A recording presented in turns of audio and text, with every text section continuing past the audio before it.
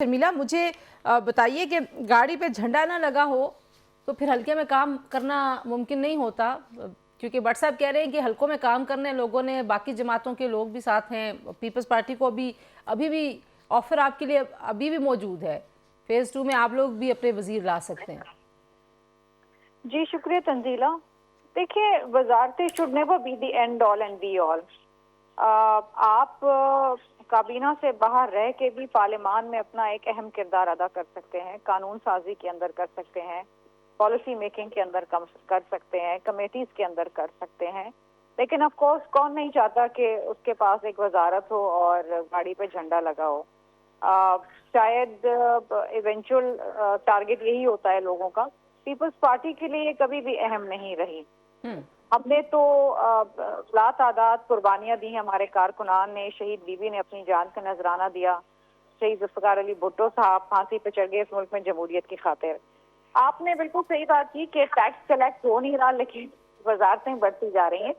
वो वैसे गाड़ी पे झंडे से मुझे याद आया कि एक जो आला अफसर हैं, खातून अफसर हैं, उनको इस वजह से ओहदे से हटा दिया गया कि उन्होंने वज़ीर ख़जाना की नॉन कस्टम जो है गाड़ी के ऊपर झंडा लगाने के ऊपर सवाल पूछा था। तो ये भी ज़रा बताइए कि ज़ाहिर है हम उनको प्राइवेट सेक्टर से लेके आए हैं, और प्राइवेट सेक्टर में आपको पता है कि लोगों के मिजाज ऐसे नहीं होते, चले सरकार में आके तो, लेकिन ये क्या तरीक़ाकार है?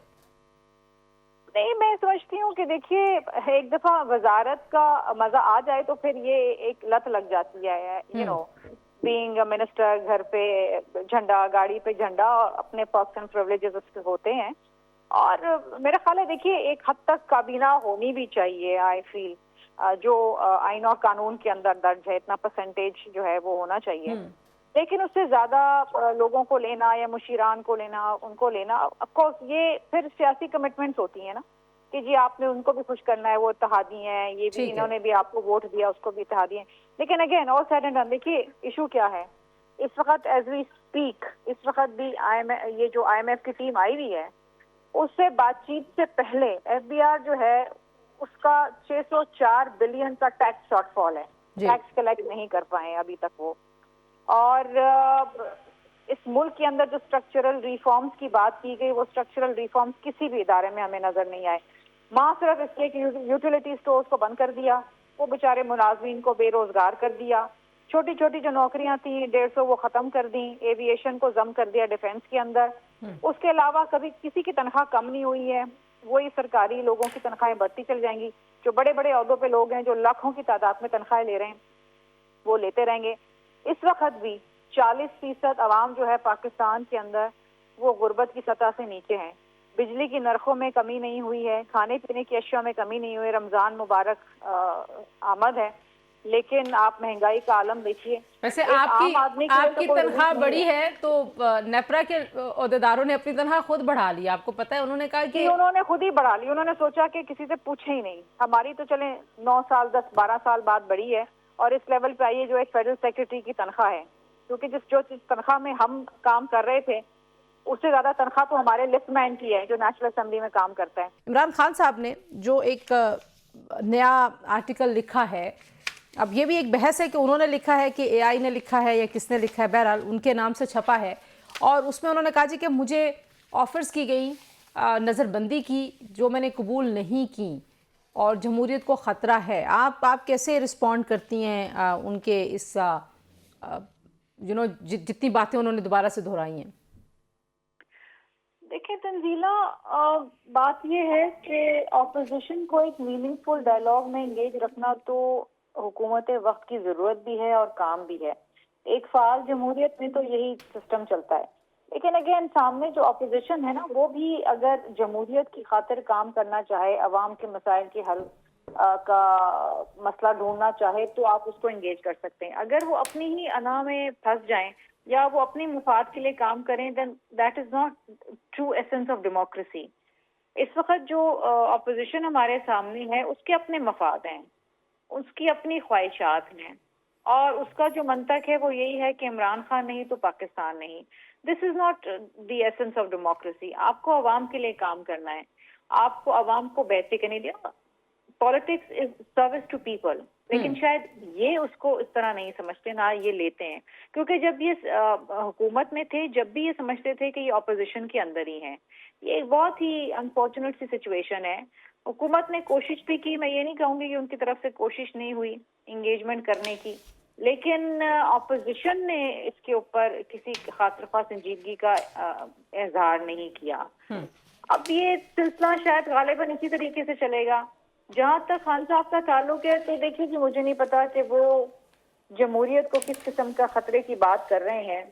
خطرہ تو اس وقت تھا جب بی بی صاحبہ شہید ہوئی تھیں اور پاکستان میں پاکستان نہ کھپے کے نعرے لگ رہے تھے، اور صدر آصف علی زرداری صاحب نے نعرہ لگایا پاکستان کھپے، اور ملک کو الیکشن کی جانب لے کے گئے. اور اس وقت جب 18ویں ترمیم آئی تو اپنے اختیارات پارلیمان کو دیے، 52B کو ختم کیا تاکہ کسی بھی آمر کو دوبارہ اقتدار پہ غضب ہونے کا موقع نہ ملے. جب آپ واقعتاً اسٹرکچرل ریفارمز لے کر آتے ہیں، اداروں کی درستگی کرتے ہیں، تو براہ راست آپ عوام کی خدمت کر رہے ہیں.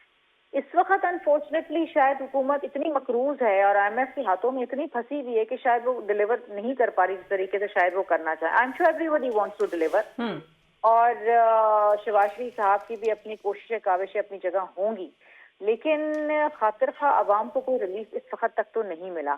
لیٹس سی اگلا سال کس طرح گزرتا ہے، آئندہ آنے والے بجٹ میں کس طرح آپ لیڈ دیتے ہیں. ہم سن رہے ہیں کہ فائنانس منسٹر کہہ رہے ہیں کہ جی سیلریڈ کلاس کو ریلیف دیا جائے گا، کیونکہ پچھلی دفعہ تو وہ جو لوگ ٹیکس دے رہے ہیں انہی کو برباد کر دیا. ان کے اوپر اتنا ٹیکس کا بوجھ ڈالا ڈائریکٹ اور انڈائریکٹ کہ وہ بیچارے برباد ہو گئے، اور ملک سے لوگوں نے پروفیشنل لوگ جو ہیں وہ ملک چھوڑ چھوڑ کے جا رہے ہیں. ہم نے مصطفیٰ قتل کیس، ظاہر ہے ایک سندھ صاحب کراچی اور سندھ کی جو وہاں کی جو کلچرل اور وہاں کی جو سوسائٹل ایشوز ہیں ان کو بہت قریب سے جانتی ہیں، پورے پاکستان کے ایشوز کو جانتی ہیں، لیکن ظاہر ہے وہ زیادہ قریب ہوگا آپ کے دل کے.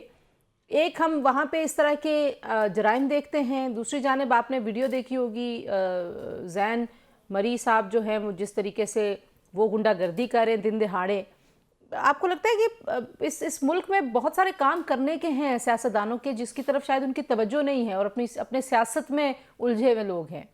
ایبسلیوٹلی تنزیلہ، اس ملک میں اتنا بگاڑ ہو چکا ہے، ہر ادارے میں ہر شعبے میں اتنا بگاڑ ہو چکا ہے. دیر از لا لیسنس.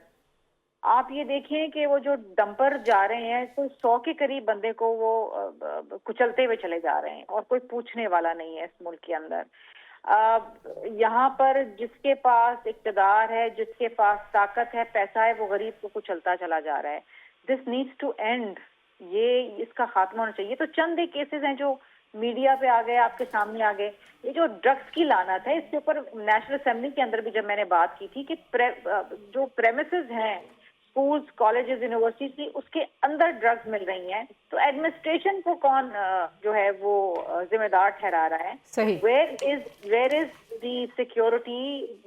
جو ادارے ہیں، جو ANF ہے، ان کی کیا کارکردگی ہے، یہ دیکھنے کی ضرورت ہے. یہ تو ہمارے جو بچے ہیں، یہ تو ہمارے قوم کا اثاثہ ہیں، یہ تو ان کو کھاتے چلے جا رہے ہیں.